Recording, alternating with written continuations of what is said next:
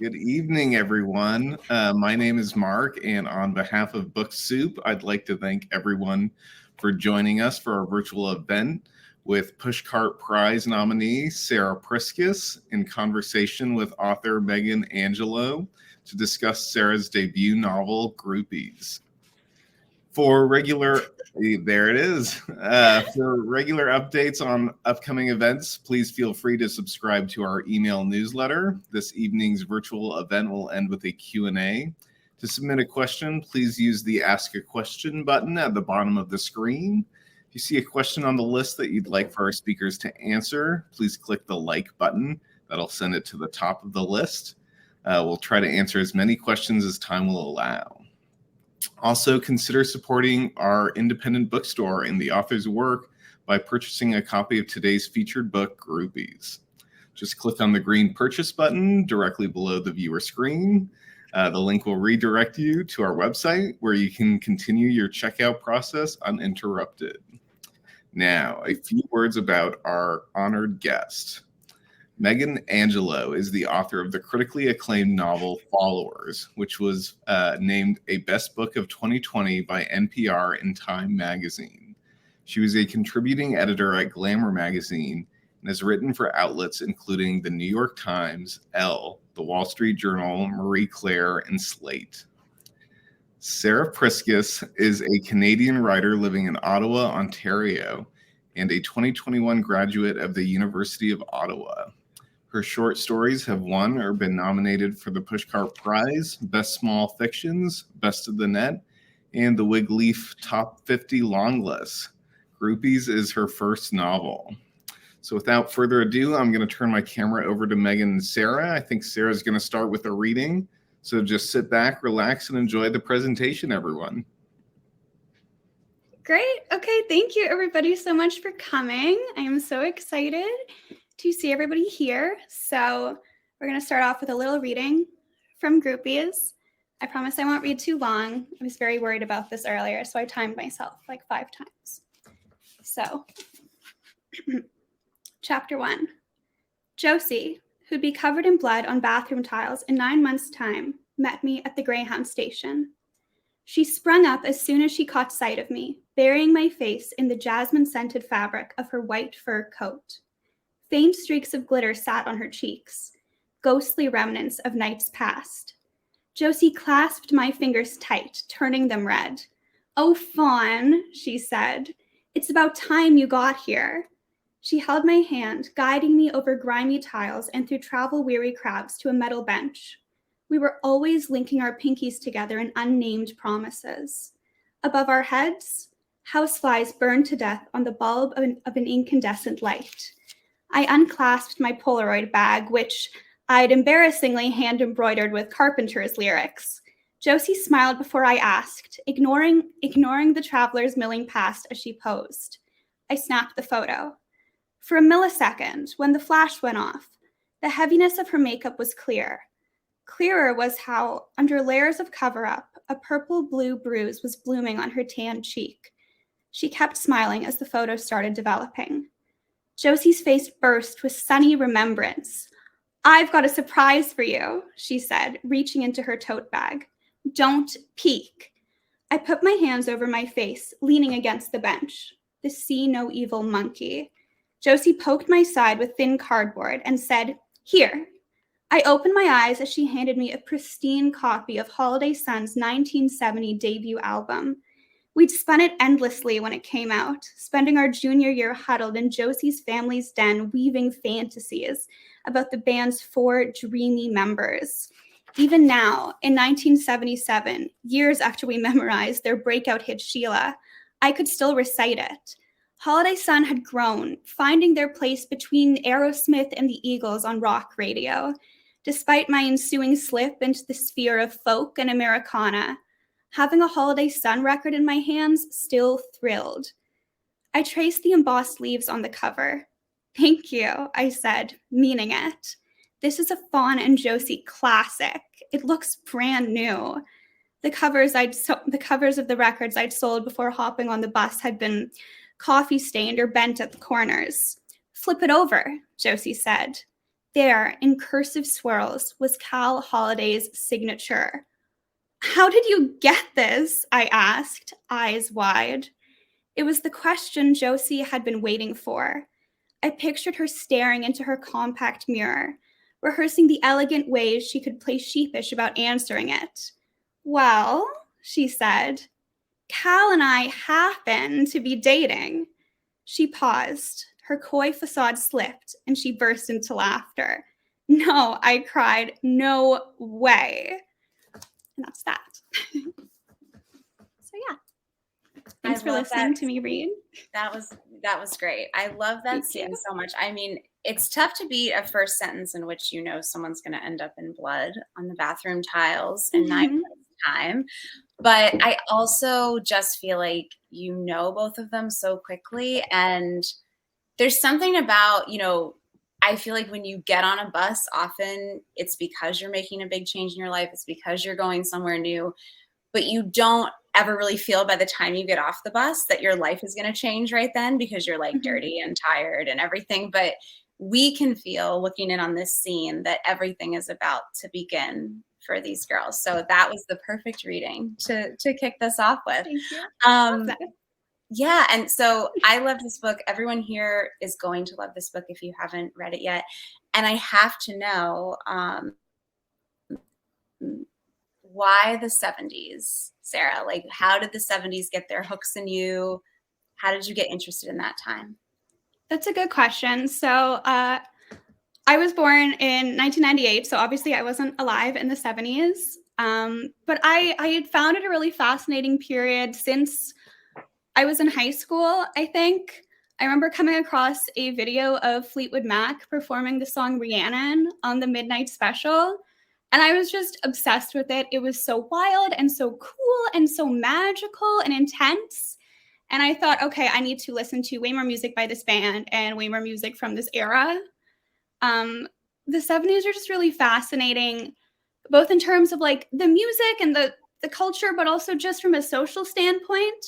Because, you know, like the 60s free love stuff was over, but, you know, we hadn't transitioned to the kind of 80s super saturated MTV aesthetics. So it was this kind of period of transition and change where there was a lot of social progress and everything felt like it maybe could be possible and everybody was trying to make things happen. So yeah, you know, okay, so that's really interesting to me, because as I'm thinking about you watching this video, I'm like, a child of the late 90s is actually a perfect marriage with an era like this, because, you know, I'm a child of the 80s. So if I wanted to learn about other eras, it was like maybe the music first, maybe my mom's record, maybe, you know, seeing a picture in an old magazine or something, but I couldn't get it all at once. So the fact that you could like go for a video and get Stevie Nicks, the hair, the look, the everything, along with the power of that song, I mean, that feels really transformative. So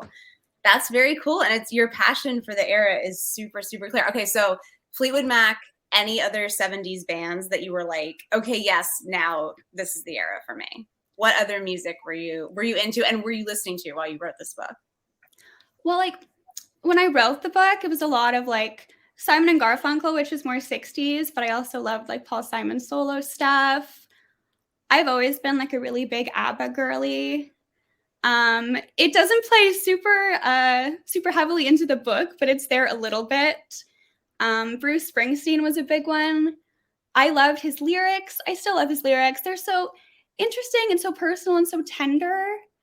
And I made like this whole playlist of songs that I kind of name dropped in the book and would have playing in scenes while characters were doing things. And I would kind of listen to that to get into the mindset and the frame of the scene. And I found that really helped. I know some people can't like write to music because of the words, but I like doing it. I think it's fun, but I think I might be in the minority. What do you think? Well, I mean, we've talked a little bit offline about how you had to write so many party scenes, which I was just exhausted being like, how did this poor girl like keep track of everybody? It's like one party scene makes me have to go to bed. But like, I think that makes sense because, you know, you're hearing the music and it's not distracting you because it's actually there and it's part of the fabric of everything. And I felt that so much with this book. Like, I really appreciated hearing artists and songs that we've come to regard as classics almost introduced as like, hey, have you heard of this new guy, Bruce Springsteen? Like there was just something very cool about that experience. So I think it makes sense. But tell me more about the groupie research, because I feel like as a culture, our reference points for groupies is very much like the girls in the background of the music video, the girls floating by in the period piece movie. And you really get into not just their personalities, because the characters are so well drawn, but what they did on any given night, helping the band pack up their stuff, what they were wearing, what kind of drugs they took, how they talked. So tell me a little bit how you kind of got inside that whole experience. Okay. So obviously, you know, you mentioned the movies and stuff that they were in. And I think the thing that got me interested in groupies was probably Almost Famous, you know, with Penny Lane and all the other girls. They're just, the ultimate. I thought they were so much cooler than William, so much more interesting. William's the main character in Almost Famous, who's supposed to be Cameron Crowe as a young boy. Very complicated. But I always thought William was so boring. I just cared about Penny Lane and the groupies. And then I learned that Penny Lane was based on a couple real groupies, so I thought I wanted to learn more about them. When I was doing my research, I did read like quite a few memoirs written by former groupies and muses. Most significantly, most famously, Pamela Des Barres wrote quite a few memoirs about her experiences like in the 60s and 70s. But every time I was reading those memoirs, they're really enjoyable and they're really fun and I really, really like them. But there was always a sense to me that it felt a bit rose tinted. I don't know if that's true. Obviously, I wasn't there, but I tried to read them with kind of like a critical eye and think, you know, okay, so this is the best stuff that was happening. What's some of the stuff that wouldn't be as great? Or what would people say, you know, the ones who weren't writing the books, like what experiences did they have? You know? Yeah, that's so interesting to me because, you know, obviously there's so much great real stuff in the memoirs, right? But you're right, like memoir is an act of processing. It's after the fact. And there's so much immediacy to what's going on with these girls in the novels. So not only did you have to kind of pick through the rose-colored glasses account, but it's also like there's a lot of times in the book that you just have to kind of say what's going on with a straight face, even knowing that for readers, it's going to seem scandalous or even tragic. And well, we will get to all of that. Okay. But the other thing I wanted to ask you was just before we move on from the 70s, like how you got all the period details so well, because from the film to the cosmetics, to all this different stuff. I mean, I would have thought not even all of this was on the internet necessarily because it was a pre-internet time. So was it hard to get that finicky stuff just right? It was hard, but it was possible. So usually when I'm reading, what I like most are those like little details, little things that tell you exactly, you know, I don't want to know someone's wearing lipstick. Like I want to know exactly what brand they're wearing, what color. I just find that so fascinating. So every time I was writing something and I needed one of those details, I would kind of look it up. I am a religious like Wikipedia user. I was always looking at like the TV schedules for 77, 78. I just wanted to get everything kind of pinned down because otherwise I would just be making things up and then I would get confused and I wanted to ground things in something relatively real. A good way, if stuff isn't on Wikipedia, this is just like a general note. If you look up like advertisements from a certain year for a certain product, you can kind of see what was popular, what was cool, and kind of who it was being marketed to. So like this perfume is more for this kind of lady, or that's, you know, for somebody else. So I would kind of do like actual research and then just look at pictures. Yeah, you're so right. There's weirdly like a preponderance of ads on like print ads are all on Pinterest. And like there's even so many old commercials on YouTube that I'm like, who's doing this? But it's like a wonderful civil service. I really love looking at them. But yeah, I mean, like you did a phenomenal job with it, like the Maybelline kissing stick and all this different stuff. It just really put me right in it. And I thought it was so cool. So, okay, so let's talk about some of this stuff about, what went on with these girls in the 70s. I really want to talk about the conversation of feminism that runs throughout the book, because such an interesting experience reading it, like feeling like, okay, this book is set in 1977. Everything feels very old timey. And yet I'm now realizing that, these women have a little more bodily autonomy than I do right now in 2022. And you really get into sort of each groupie's different definition of feminism. I wouldn't call any of them one girl was really into Gloria Steinem, right? Yeah, So Yvonne is really into, she develops an interest. She develops interest. So talk to me a little bit about how you were like, okay, I have to take this modern idea that's intrinsic to me. I'm going to walk it backwards. How did you kind of implement feminism into the novel?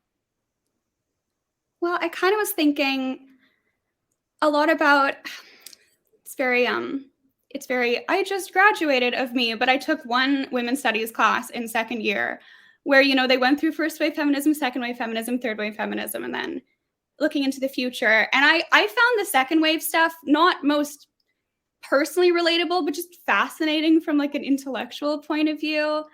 A lot of the speakers and the ideas and the writers, just the things they were saying were very kind of shocking and unique for the time.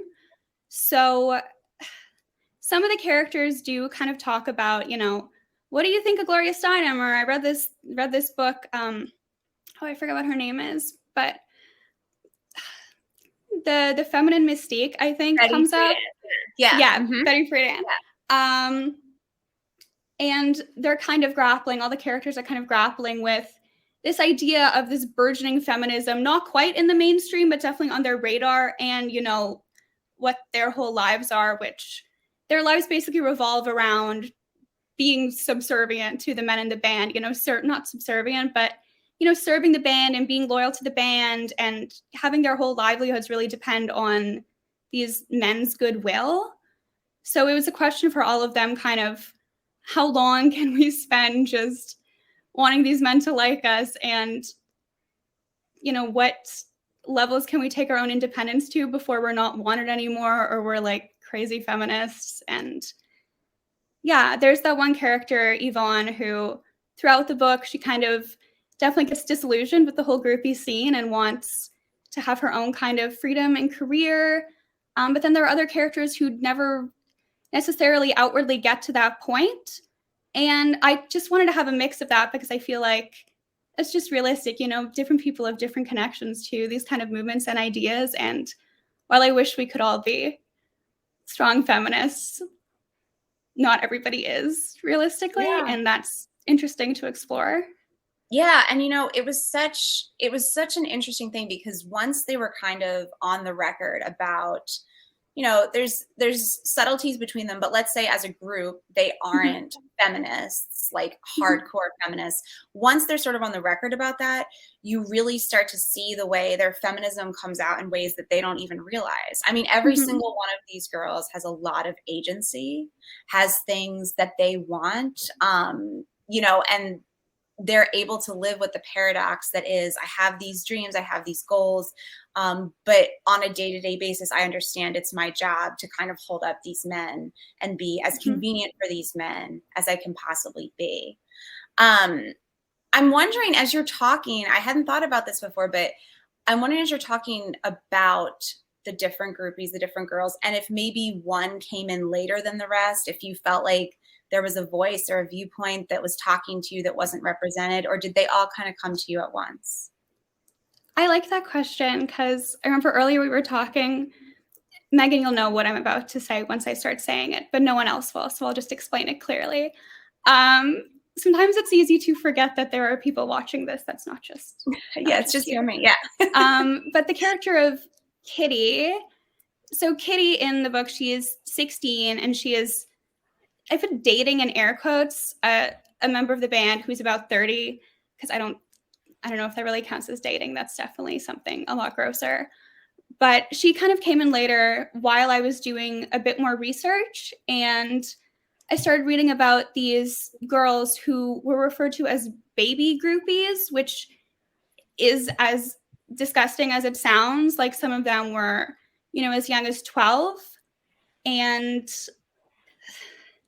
you know, I thought it was a very dark thing to explore and a very uncomfortable thing to explore. But also, if I was going to try to represent this scene in kind of a microcosm, I'd be remiss to not include some of that. So she came in later, and that's kind of like an innocent perspective on it, but also a very, like, a too worldly one. You know, she's 16 and she's experienced a lot of things that 16-year-olds really shouldn't. But at the same time, she's in high school. She's always talking about going to the school dance, and then she drops out and then is going to the concerts and everything with her boyfriends. And that's something that Faun, the main character, grapples with a lot in the book. She's like, this is kind of uncomfortable for me, and I know this is wrong, but everybody else around me seems to be like, this is fine. So she tolerates it because she wants to be part of this culture, because she thinks, you know, at first that it's all good, and then she thinks it's mostly good, and then she realizes it's not that great.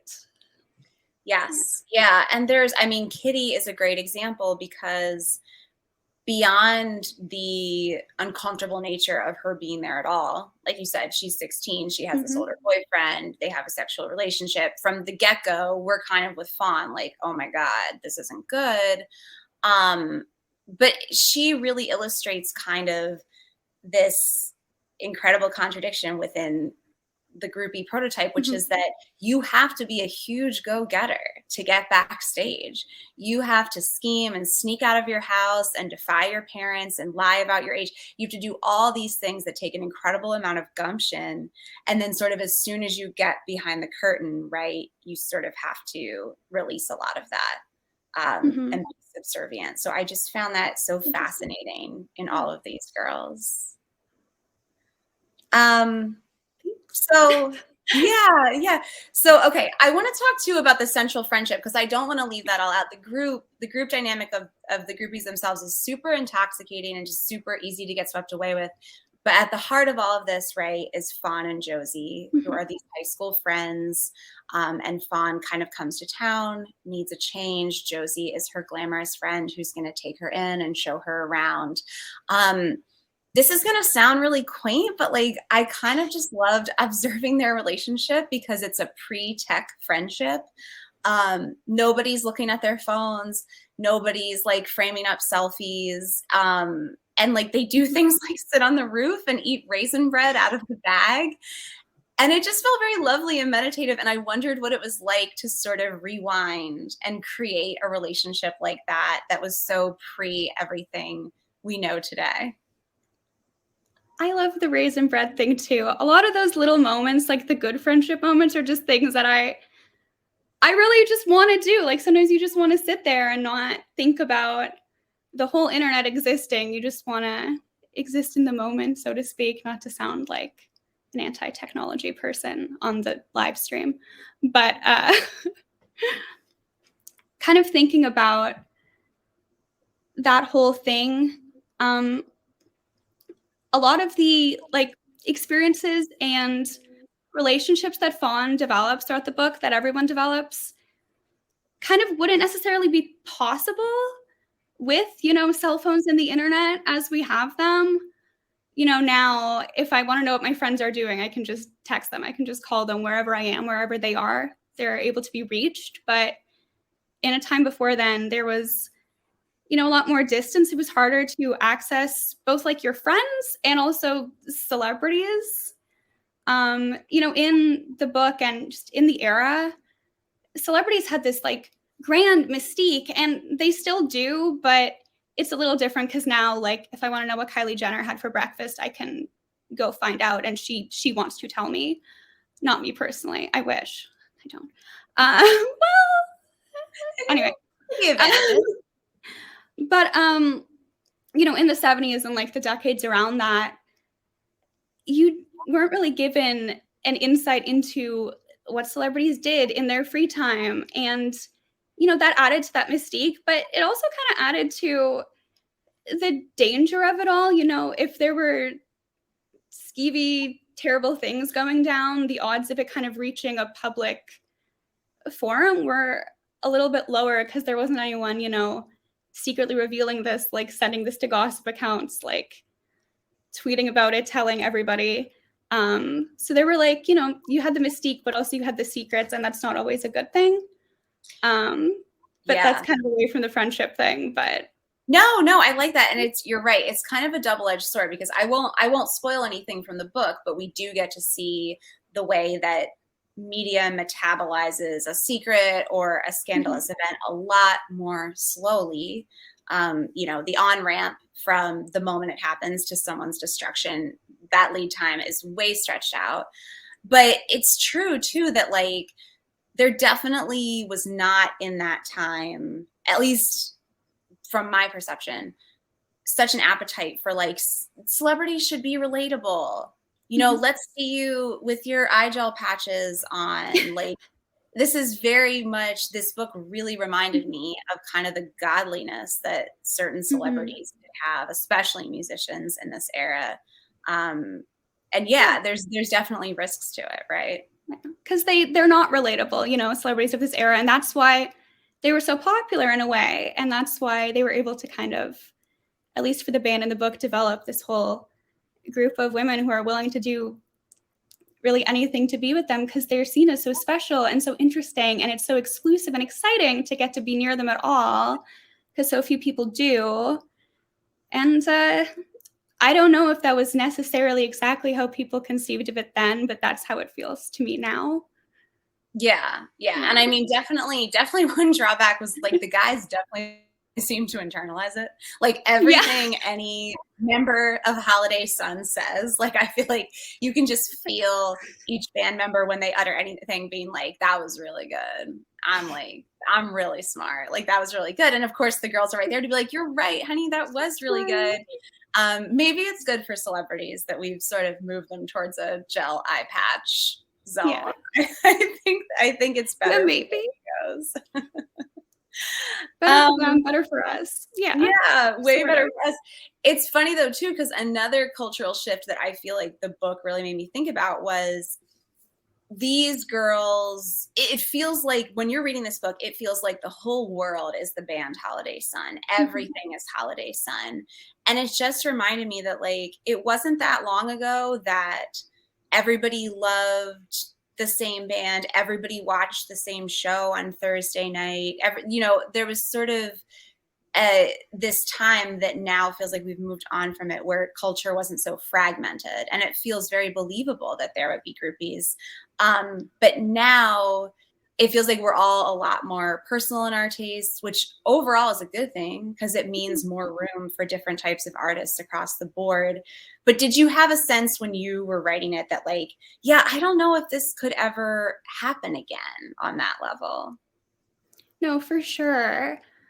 There probably, there are, maybe not in like the same words, there are groupies today for sure, people who want to have those interactions and relationships with celebrities, but the idea of having someone whose job basically is to be a groupie is not something that really exists.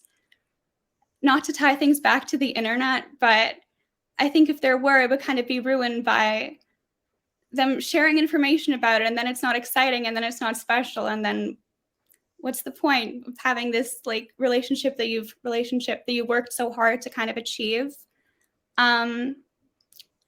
I feel like I'm glad there can't be groupies in the same sense today, but I'm sure there are similar kind of relationships. But if anyone is having those interactions, they might just be like Instagram DMing them to a de moi, Yeah. No, and I don't know if any of those are true, but no, you hit it exactly right. It's definitely, I feel like there's two types of groupies now, and it's like the more get up and go type are the ones sliding into the DMs, because the actual slide, that's the action, that's the groupie action. Yes. But then there's also like the more passive and safe groupies are the ones who just run the like fan photo accounts. Like sometimes I'll go on Instagram and I'll be like, oh my God, wait, Kylie Jenner just followed me. And then it's like Kylie Jenner morning pics. And I'm like, oh, it's not Kylie Jenner. Foiled again. So that's the safe type of groupie now. Just run that fanfics account on Instagram and just stay in your house and, don't do anything crazy. Oh my gosh. So tell me about a little bit about how long it took you to write this novel, and kind of like how did what was going on in your life and in the world affect it and change it as you were going through the process? Okay, so time is such an illusion, so I always have a really bad time keeping track of years. But I think I started writing this in 2019 or 2018. During my undergrad, I would kind of just write it on the bus in the back of my class. Sorry to my profs. Shh, don't tell them. They might fail me retroactively.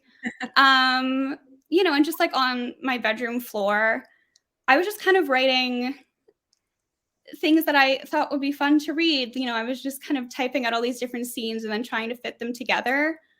Then when it came time to edit, we were coming into the pandemic, and I kind of developed this real sense of wanting to see people and do things so very badly that a lot of the relationships in the book and friendships became a lot stronger and a lot more intense. And the party scenes you were saying, Megan, they're like overwhelming to write.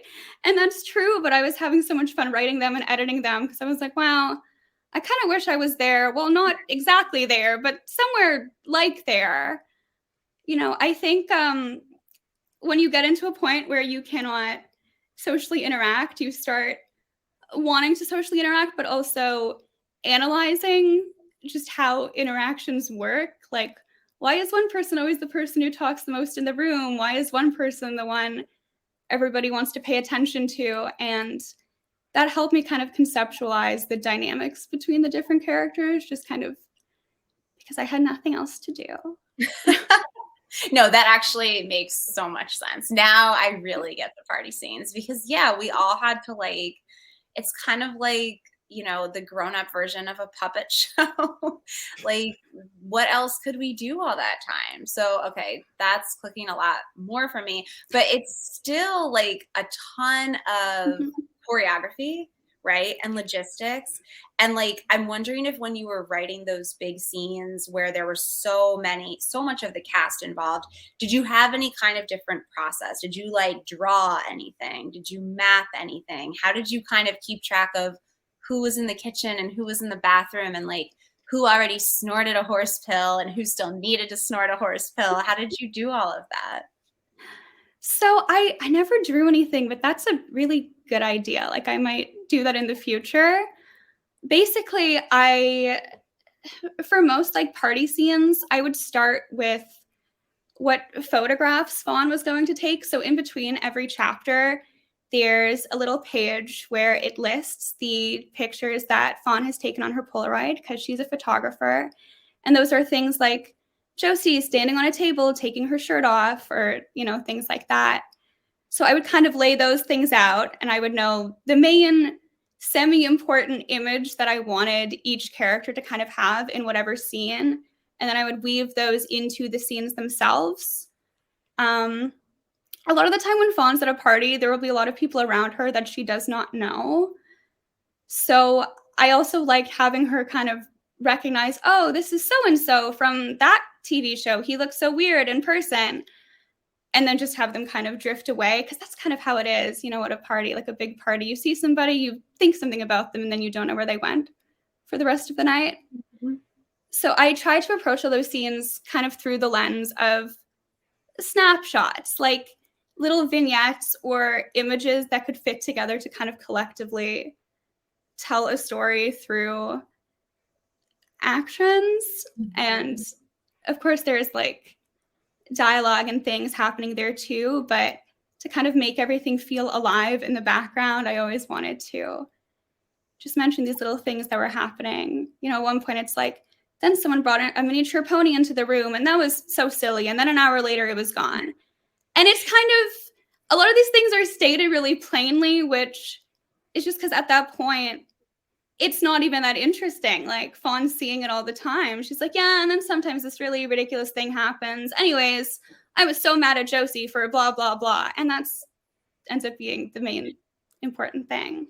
Yeah, I'm glad you said that, because that was something that I thought was really beautifully done, where the first time we go to see the band with Faun, every single detail feels like it needs its own volume in her psychic encyclopedia. Like, she's just so wide-eyed at everything. And then you're right, by the time she gets to the end, she is just like, a pony, the guy from the show, whatever. So it was very realistically done. I just loved it. But yeah, so, and then what has this period been like since the book was done and waiting for it to come out? Debuting at what's still kind of a strange time in the world, feeling like the world is sort of referencing the 70s now and again with current events. What's it kind of been like to let the book sit and now bring it out into the world? Well, it's exciting. Of course, I'm like, very happy about everything. I'm very excited, very nervous, still very stressed. But in terms of the book itself, I don't know. I kind of wrote it before the 70s became both like this cultural revival thing. You see like every outfit Harry Styles has ever worn is just David Bowie circa 1973. 100%. But then also in like a less fun sense, there are a lot of things that in the 70s they probably thought would be, social issues such as, a lot of women's rights and things like that. They probably thought, well, we're never going to have to worry about this again because we've resolved it. But it kind of comes looping back in. And I don't know, I think I realized pretty late into the game that a big theme of the whole story is just the idea of like seeking independence, like women trying to be independent from whatever structures or people are trying to control them or actually controlling them. And that is still very relevant. It is more relevant day by day, it seems, unfortunately. But, I am not happy to be having to think about that still, but I feel like maybe if we reflect on how things have gone in the past, we can kind of try to push through, maybe. I feel so bad for you Americans. I'm from Canada, but so if I don't know exactly what is happening always, I know what's happening. My heart is with you, obviously. But yeah, so what I was trying to say is just if I didn't get every detail of that correctly, please forgive me. I'm from Canada. No. But not that Canada's much better. It's going there. There's definitely something sweeping the planet, but I feel like if we can all, these girls in this book didn't do everything perfectly, but they definitely have a spirit and a spunk that we can draw a lot of inspiration from. And I loved being with them. So soon we'll go to the Q&A. If you guys have other questions, please drop them in the Q&A. I see we have some already, but you can go ahead and do that now. And while we're waiting, I just want to ask, like, what are you doing now? Are you starting to think towards another project? Is it hard to leave this one behind? I mean, now you're talking about it all the time. So it's kind of a weird purgatory, right? Yeah. I've been working on other things. I kind of had 2 drafts going at once, which I don't recommend. Terrible idea. Never again. I don't know why. No. I was like, I don't know. I don't like this one anymore. I'm just going to start this other one. And I just kept hopping back.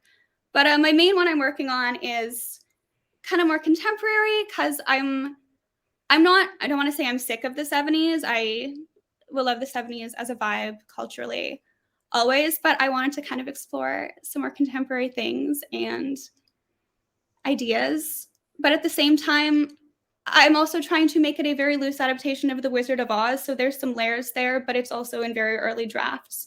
So keep your eyes peeled, maybe. I don't know. I'm still writing it. I don't want to tease anything because it could turn into nothing, but I hope it turns into something. Okay, I understand that feeling, but I'm very, very intrigued. So I won't press it, but that's very, very cool. Thank you. My gosh. And what are you reading anything you love right now? Are you watching, listening to? What's kind of surrounding you right now for input? Okay. Input. I mean, earlier this year, judge me all you want, I got really into Euphoria, the TV show. I love Euphoria. I don't know. Some people are really, really mean about Euphoria. It's not like high art, but I like it. And I think it's good. I love all this stuff in Euphoria. It's so beautiful. all the different like themes and characters all weaving together. Yeah. That's really been fun. I watched that just nonstop a couple months ago. In terms of what I'm reading, this last week I haven't read like anything, which is pretty terrible of me. No, I've just we been don't very busy. I'm reading The Cherry Robbers, which is really good. Recently so we became friends through Twitter because we realized we were both putting out a book and we were around the same age. Her name is Ava Bellows and she has a book called All I Stole From You. Came out in May. It's like this really, really tender, emotional, contemporary social drama. Very, very beautiful. And I'm always just flipping through that and looking at the quotes I highlighted because she's very talented. Oh. So I really enjoyed that. I read Olga Dies Dreaming recently. That was really good. So I'm pivoting to reading mostly contemporary things, but then you have The Cherry Robbers, which is in the past. Yeah. But yeah, it's fine. Yeah. No, but it's like, I mean, it kind of is a process stepping out of a time machine when you've been so steeped in so many things, like, and that the era was special to you. So there's a personal connection. There's all these different things. And yeah, you've been with the 70s a long time. A long time. Yeah. Okay. All right. So let's see. Let me look and see what we have in the Q&A. I think there's 4. There. Oh, there's 4. Okay. Well, this one might take us a while. So let's get into it. Okay. Do you see yourself in any of the characters from the book? I like that one. So I don't feel like any of the characters are exactly like me, which is a good thing because, you know, they all have complexes and problems, but don't we all? I'm sure none of them would want to be me. But I think maybe it might be the nature of the protagonist, but I do see the most of myself in Faun, just kind of her creative anxieties and wanting really badly to belong and fit in. That's something I felt a lot when I was younger, not so much anymore. And of course, she is a lot. She can be a bit more jealous and angry than I am, but she's maybe like what would happen if I just let my feelings constantly run wild and never restrain myself. Yeah. But maybe not so exactly. I think I would make some different choices. I really don't want to spoil anything. So I'll just leave it at Faun. Yes. And we'll say what we can say about Faun without spoiling anything is like from the first pages of the book, I thought Faun was so empathetically rendered. Like it's very hard to write protagonists who are very true to life in that, like, all of us want something. A protagonist has to want something, but not all of us are people who just wear that on our sleeves and aren't in our head at all and just go for it, which is sometimes, you know, the type of protagonist that you'll hear in publishing. Well, we need to see more of that. But realistically, all of us are walking around wanting something, even if we're not loud about it. So I thought you did a really great job with that type of character because it's extremely, extremely difficult to nail. So I love Faun. Okay. And then let's talk about someone I don't love. When you were creating Cal, everyone will learn why I don't love Cal. But when you were creating Cal and the band Holiday Sun, did you have an inspiration? Was there one specific band or musician or a couple of them that you were looking at? How did you bring them to life? Okay. So in terms of Cal and the specific band members, there wasn't a real band that I based their personalities or stories off of. Because not to spoil it, but I don't know if that necessarily exists, but I'm sure there were similar. Okay, I'm just going to get into something I can actually talk about without worrying everyone's going to be mad at me for spoiling it. Yeah, no. Acting like this is the most dramatic thing in the world. But there's like a line at the beginning of the book where Faun says Holiday Sun kind of fits between the Eagles and Aerosmith on rock radio. And sonically, that's where I imagine them. Just this very loud, brash, exciting band that's very, very easy to like. And you can kind of immediately see why they would have this pull and this charisma because, you know, their songs are kind of meant to be fun and exciting, but not so fun and exciting that people are like, whoa, what's this crazy, wild music, you know? So just kind of the big flamboyant-ish charismatic bands, kind of like that.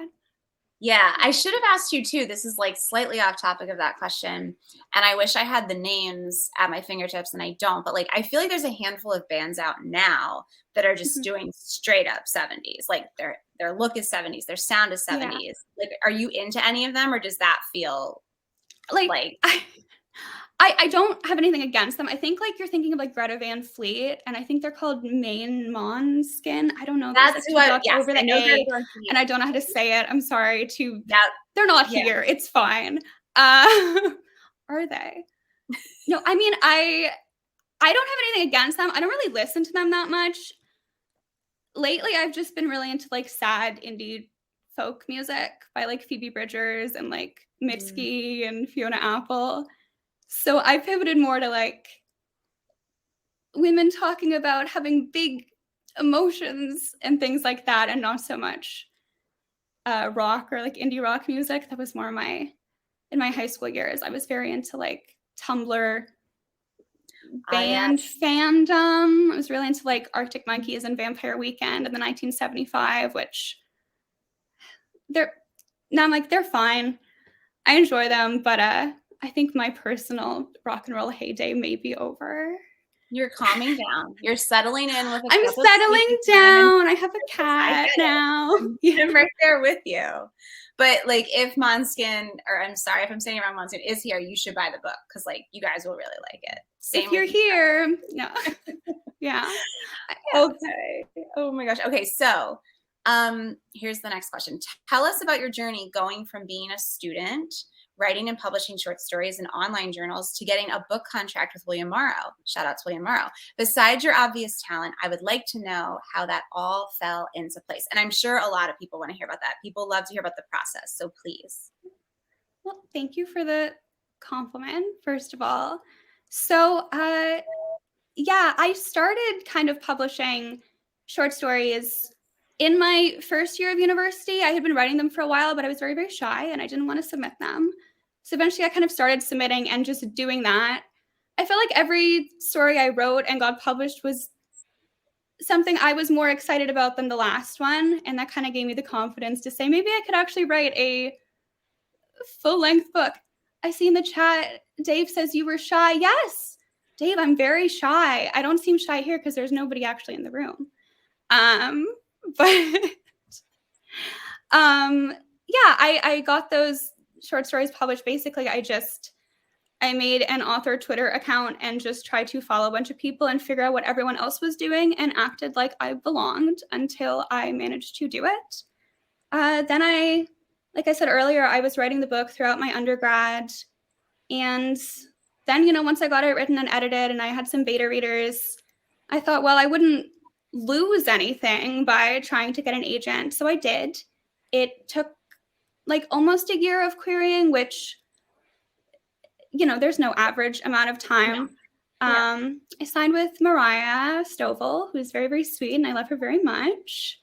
And then we went on submission after a very big edit of a certain plot point that happens 2/3 through the book. And if you read it, you know exactly what I mean. And you can DM me afterwards asking exactly what it was, because I'm not going to say it.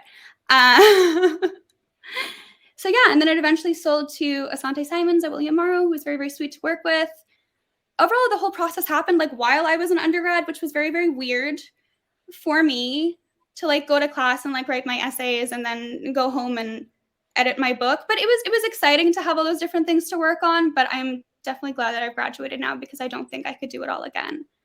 Yeah, that's a lot. Yeah. And I mean, like, did you tell people, or how did you deal with it socially as an undergrad? I mean, I've always felt like this might just be me, but the idea of like telling someone, at least before I had an actual book, I'm working on a book, is like the most embarrassing thing I could say. I don't think it's embarrassing when anyone else says it, but when I said it, I was like, they think I'm silly and dumb for this. So I kind of would just write it, mind my business. People would be like, what are you doing? And I'd go, typing, which was true. I'd be like, wow, she really works at the typing. She loves to, she's going to be a stenographer if those still exist. you know, I think the only people I was really telling about like the edits and like querying, which is my boyfriend and my mom, because I didn't want to jinx it. Like I didn't want to. Oh, totally. I don't know. I'm very like, I'm like weirdly superstitious about that and that exclusively. Like I hate saying things before they happen. It just stresses me out. Yes. But yeah, it was just, it's very complicated, busy process. Oh my gosh. Yes, you had a lot going on. Okay, Carla wants to know, was photographer Nan Golden part of the inspiration for Faun since she began her career documenting the scene that she was living? Not that it was specifically music oriented, although her slideshows with music are phenomenal if you get a chance to see one. So was Nan Golden part of the inspiration? When I started writing it, I did not know who Nan Golden was. I, you know, did some more reading kind of after things had kind of come together, but Faun as a character didn't have like a direct inspiration. But there are definitely like photographers who have had similar, not exact life journeys, but definitely have similar vibes and energies. And I definitely also second recommending like, just check out all the cool 70s, 60s rock photography stuff.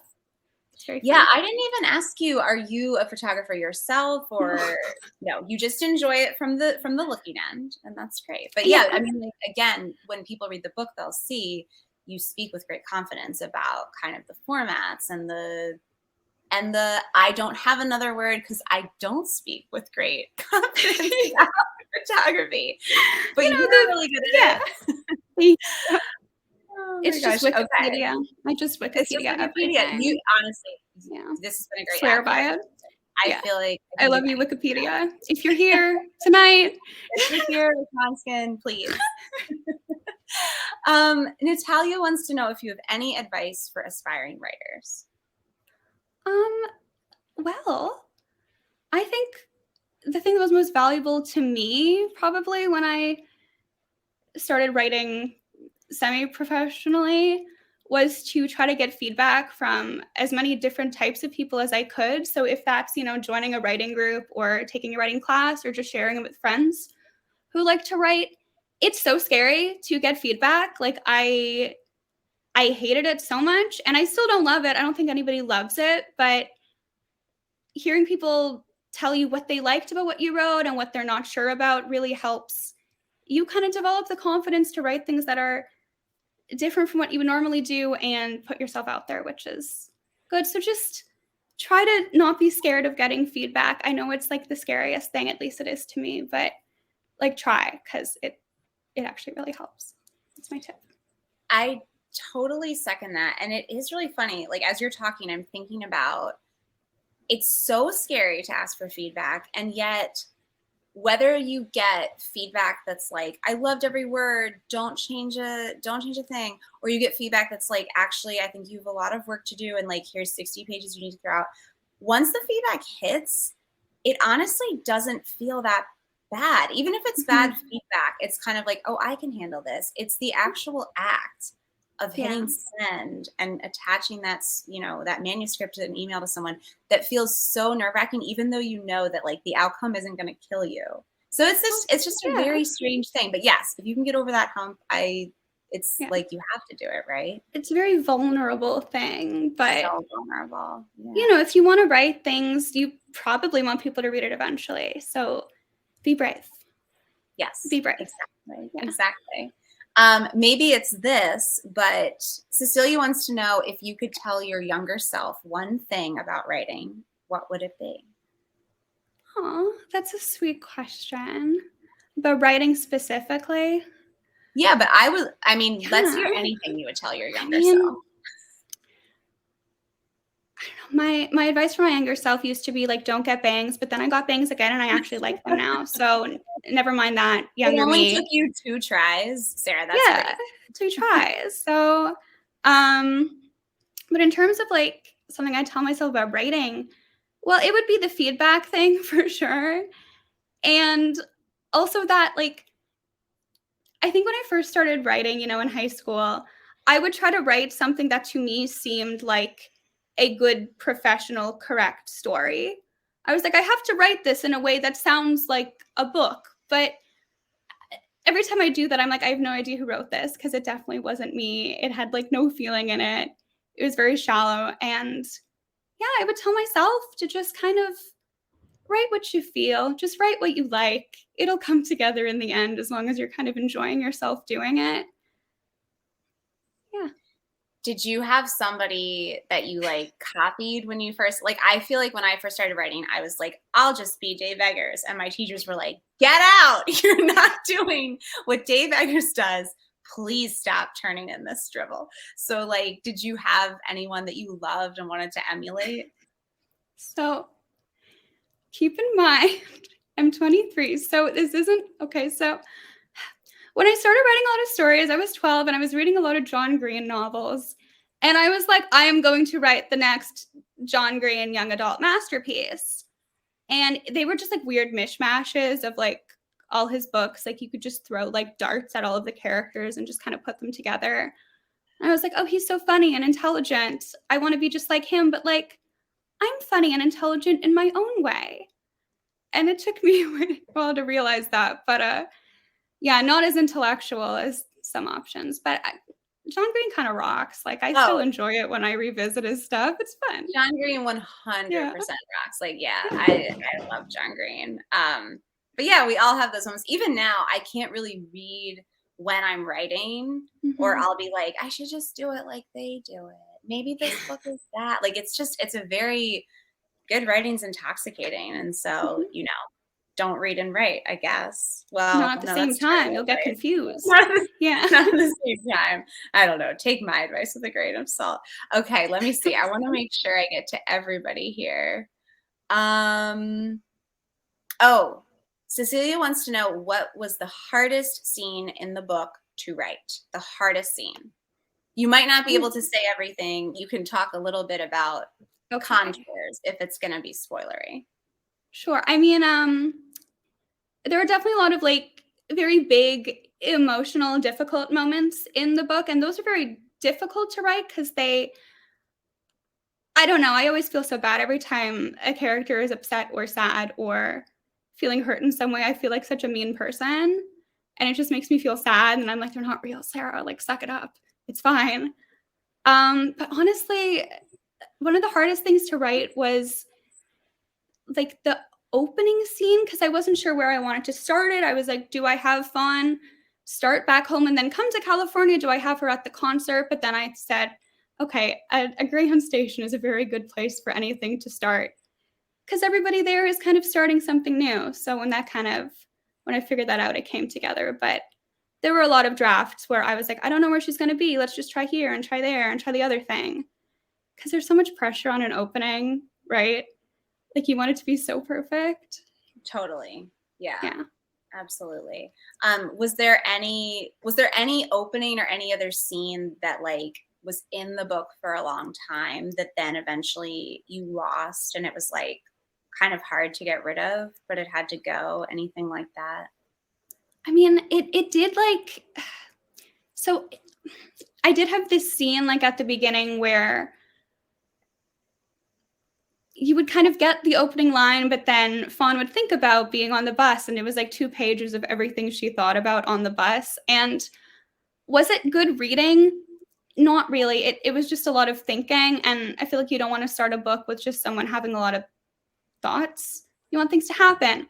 But I liked the things she was thinking. I thought they were so fun and interesting, so it made me feel kind of bad to get rid of it, but I did what I had to do. I do love a bus thought. Like, I didn't even ask you at the top, and I know we have to wrap in a minute, but we started with buses. We're going to end with buses.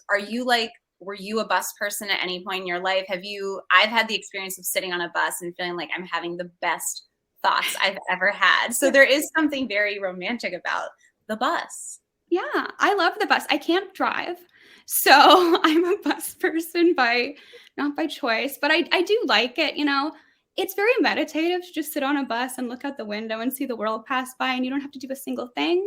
I do a lot of my best thinking on the bus, and surely I'll be on one again soon. I hope so. I think they're great. Train people know when they're getting where they're going, but we bus people don't. And I think you never know. Yeah. Oh my gosh. Well, thank you everyone for your great questions. I'll turn it back over to Mark. Thank you, guys. That's a wrap on our presentation. I want to thank especially our guests, Sarah and Megan, but also to everyone who tuned in this evening. This is actually Sarah's first book event ever, I believe. So we hope that this is the beginning of more. We'd love to have you back in the store, and we look forward to seeing how your illustrious career moves forward. Thank you. Yeah. Thank you, Mark. Thank you, Book Soup. Thank you, Megan.